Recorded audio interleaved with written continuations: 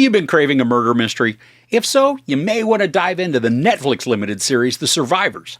There's intrigue, family, and small town drama, and then somebody ends up dead on the beach. Grab your sleuthing gear, let's go!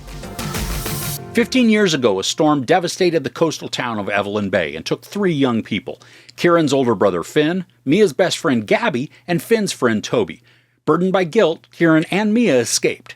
Now, returning with his young family, the guilt that still haunts Kieran resurfaces. When the body of a young woman is found on the beach, the town is once again rocked by tragedy, and the investigation of her death threatens to reveal long-held secrets, the truth about the missing girl, and a killer amongst them.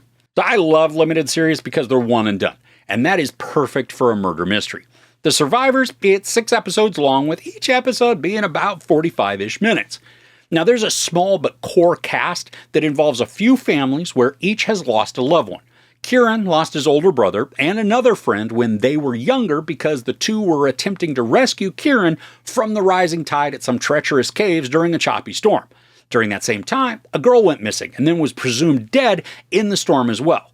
Then we flash forward 15 years, and Kieran, his partner, and baby return to the small town, and all the feelings are stirred back up and then exacerbated because a curious young woman who was investigating the disappearance of the girl ends up dead on the beach. Did you follow all that? The intrigue in this is decent because the story introduces a handful of viable suspects, each who are mildly sketchy, making it plausible that they could either be responsible for the young woman's death or even the disappearance of the other girl 15 years earlier. And the gloom that hangs over the town, it is palpable. It's not because of the weather, but because so many families hold sharp grudges, carrying their anger and resentment with them everywhere, so that it just hunches them over and spills out into many of their relationships. And the series does a good job of bouncing us back and forth in time, showing the present and then reinforcing the current mood with flashbacks before and then right after the storm. And we get to witness all of the dysfunction and the wonky relationships that existed even before tragedy struck. The balance between the past and present, it provides enough context without feeling like we're just simply stuck in the past.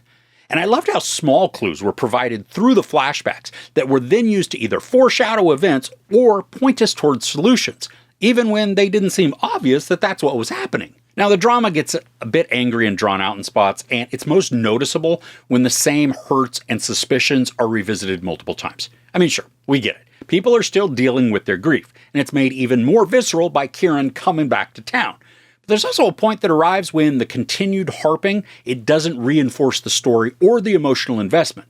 Instead, it ends up detracting from the impact because it's so repetitive. And for the cast, well, most of them weren't recognizable to me. One Australian actor most certainly was. Damien Garvey, he's just a staple in so many Aussie productions, and here he is tasked with crafting a character who is beginning to suffer from dementia.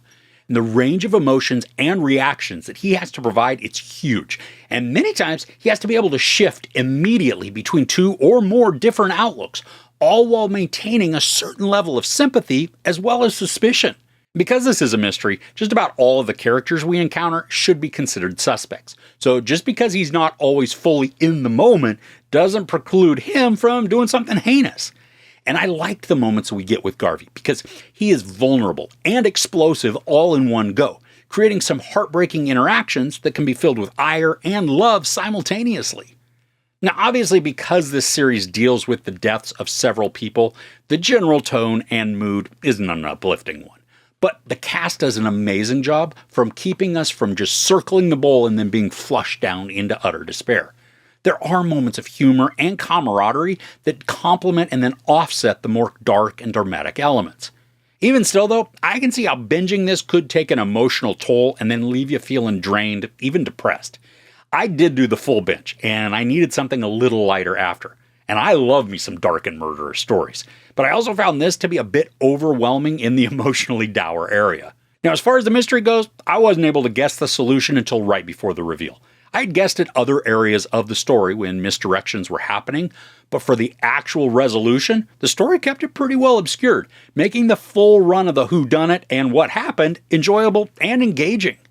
Now, I think the show could have benefited from less repetition, especially with the familial conflicts, allowing us to see how there were still grudges being held and people harboring ill will, but also without belaboring the interactions to the point that they dulled the emotional impact and worked against the tension. The suspects we're given are believable and plausible, building out decent intrigue and complications to keep the storytelling from becoming simplified or easy to solve. Some of the visuals, they're a bit wonky and clearly green screened, but aren't in use enough to become an ongoing distraction. The plot could have used more sympathetic characters to soften out the cast and make a few worth rooting for, but through that, we get enough sketchy potentials that the mystery's maintained for almost the entirety of the series.